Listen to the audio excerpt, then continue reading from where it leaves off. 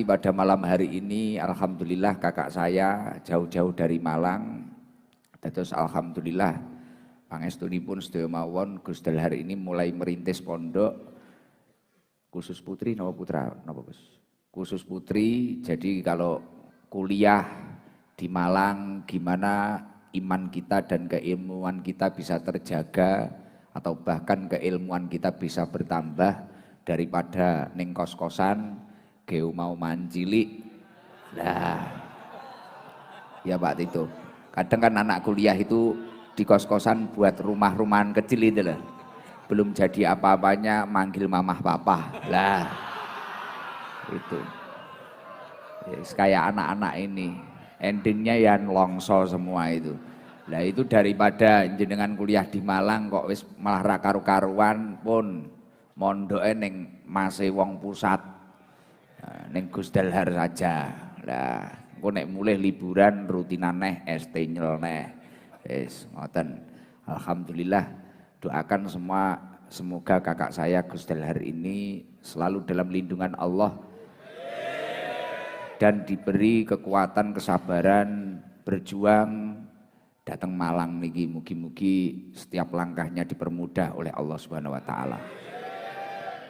Dan alhamdulillah malam hari ini luar biasa berkah.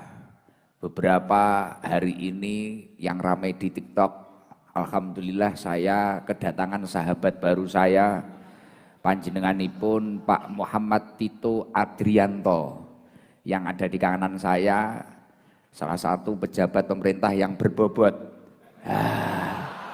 Luar biasa.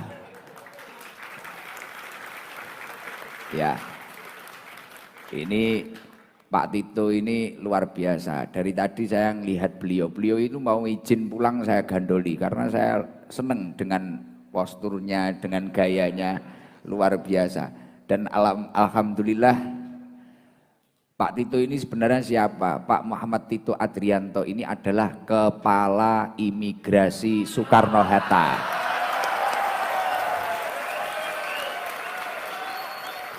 Tepuk tangan buat Pak Tito.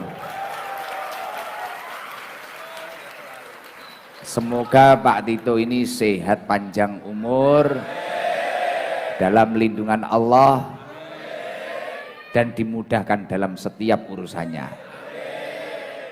Beliau perjuangan ingin silaturahmi ke kita, ingin ikut pengajian kita, nyampe Jakarta, nyampe Kediri itu tadi pagi jam 9. Istirahat bentar kemudian datang ke sini dan alhamdulillah sekarang sudah dapat gelang dari Bunyai. Luar biasa. Insya Allah semugi-mugi jabatannya ditoto karo Gusti Allah. Alhamdulillah. Dan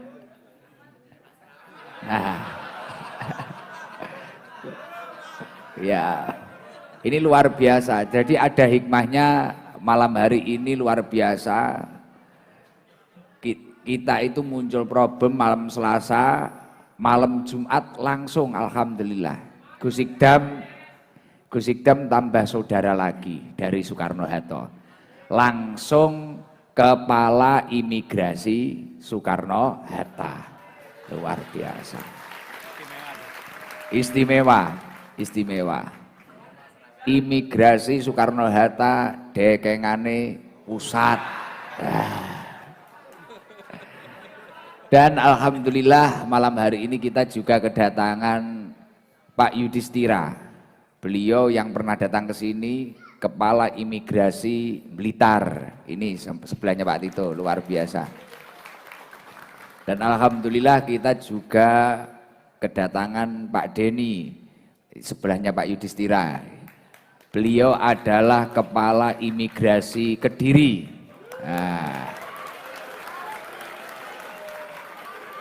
Jadi kepala-kepala sekarang berkumpul di sini. Luar biasa, alhamdulillah. Semoga para pemimpin-pemimpin kita ini senantiasa dalam lindungan Allah Subhanahu wa taala. Dan beserta staf-stafnya tadi juga ikut masih di dalam-dalam, alhamdulillah Matur suwun sanget. Jadi sebelum kita mulai sholawatan, daripada gaduh, sedikit saya mau menjelaskan agar teman-teman ini tidak heboh, entah itu heboh di sosial media maupun di sini, nggih. Dan tidak lupa yang saya hormati semua para muhibin, para pecinta Majelis Taklim Sabilu Tobah ataupun Majelis Maulid Simtuduror setiap malam Jumat ini, baik yang hadir langsung, baik yang di Sorsengon, di jalan raya, di tetangga-tetangga, atau bahkan yang online. Bahkan nyun sewu Pak Tito, biasanya jamaah-jamaah yang online itu sambil ngopi di warung kopi. Kalau dulu orang ngopi itu sebelum ada es tenyel sambil ngeslot. Kalau sekarang ngopi malam Selasa itu sambil lihat saya.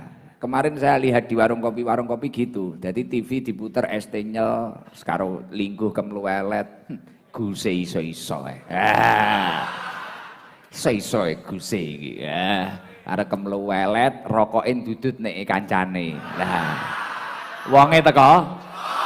Nah, jadi mayoritas orang sini gitu. Rokoknya ngambil punya temennya ini, bahkan kadang istrinya itu ngambil punya temennya juga.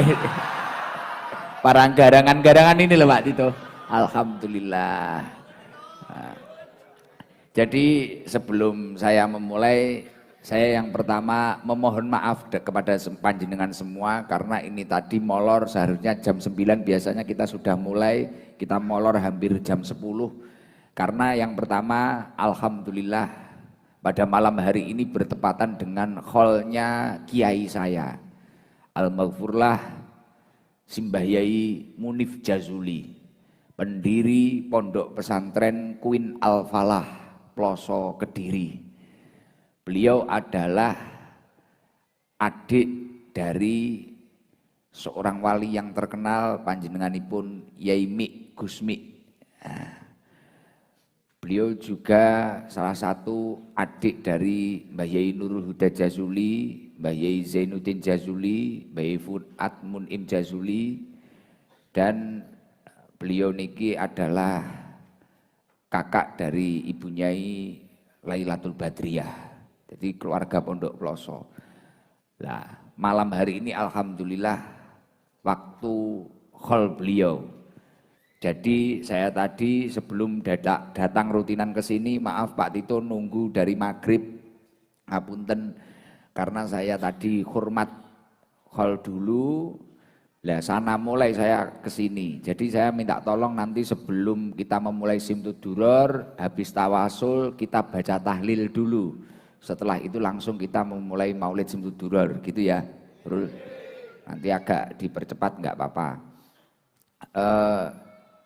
Sebelum kita memulai tahlil dan membaca Maulid Simtuduror, saya mau mengatakan bahwasanya silaturahminya Pak Tito jauh-jauh dari Jakarta, karena beliau ini, walaupun beliau ini tidak mengetahui tragedi permasalahan kita kemarin, tapi beliau ini luar biasa sebagai pimpinan yang baik.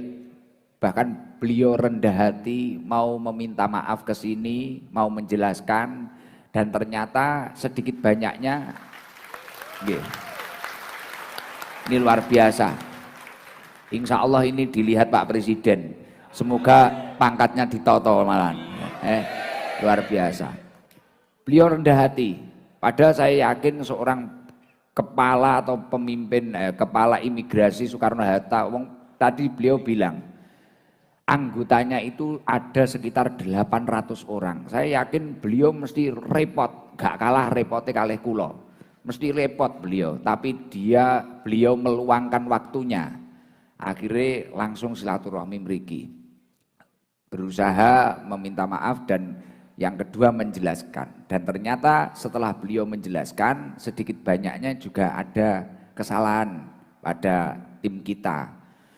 Jadi ternyata wawancara atau pertanyaan-pertanyaan yang kadang kita anggap aneh di imigrasi ketika mau ke luar negeri, itu memang ada apa Gus? SOP-nya.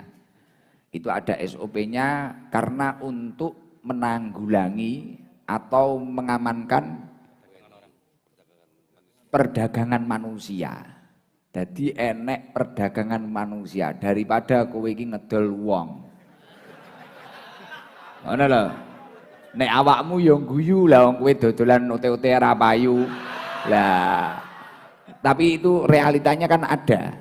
Lah, untuk mengatasi itu semua, jadi memang ada ketika orang itu mau berangkat ke luar negeri, diwawancarai terkait ini mau ngapain, ke sana mau kenapa, tiket pulangnya mana. Ternyata miturut pimpinan kita, pimpinan imigrasi Soekarno-Hatta itu memang benar-benar ada Gus. Tapi ketika kemarin itu mungkin dalam pertanyaan ada yang menyinggung tim ST atau gimana, kita juga memohon maaf. Jadi luar biasa, saya juga mohon maaf yang sebesar-besarnya karena 3 hari ini membuat gaduh sosial media.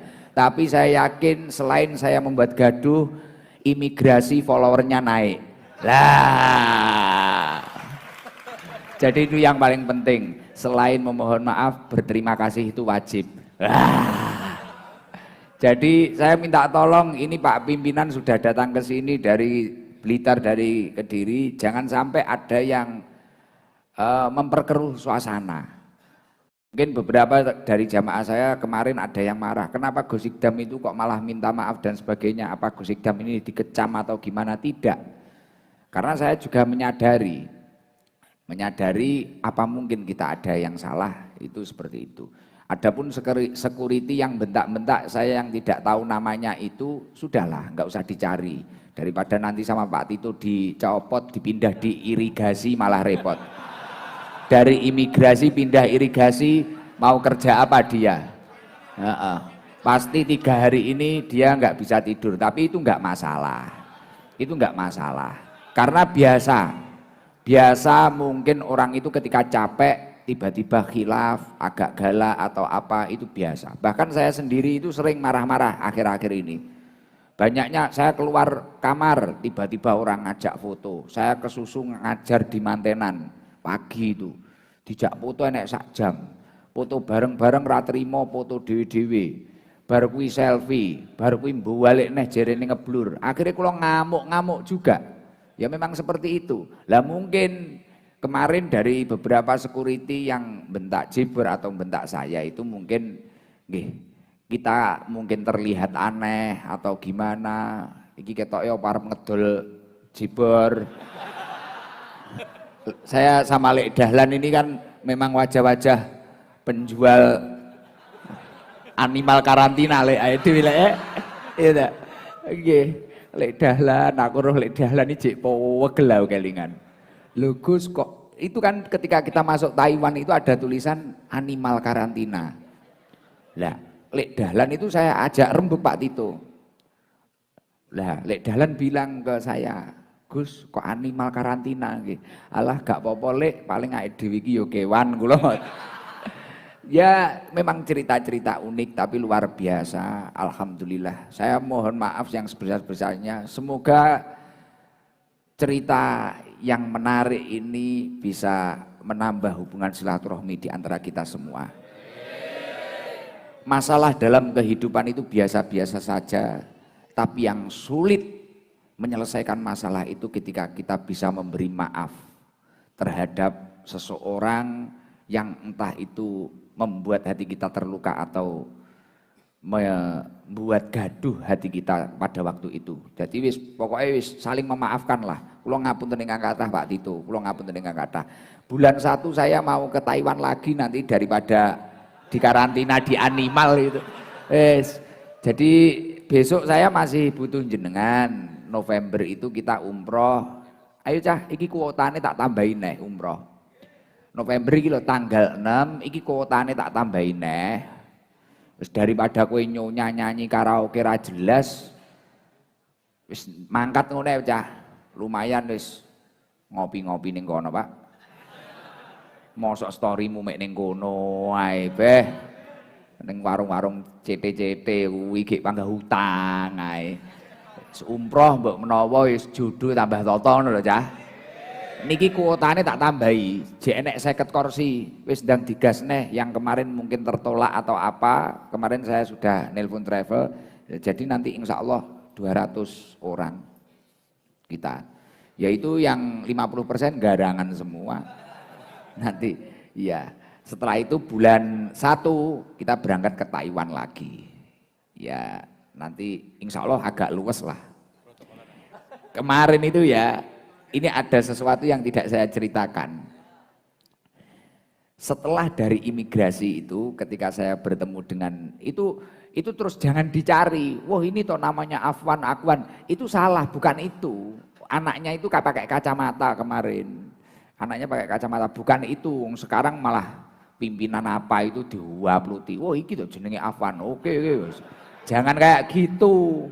Jangan kayak gitu, itu salah nanti ya. Ini saya mau cerita sedikit. Habis saya problem itu, saya itu bilang ke istri saya, ke siapa itu, teman-teman saya, paling aku kira meyakinkan. Saya itu pakai jaket, ya jaket agak kusam, warnanya hitam, ya nggak begitu mahal, tapi ya nek ngasih orang. Wes, iya saya, Gus Idam iki macak ketok pantes-pantes sih biar dipacaki jamaah iku itu Pak. Wong aku ki ra enek wektu wae. Ade mampir mall diluk diuber-uber wong.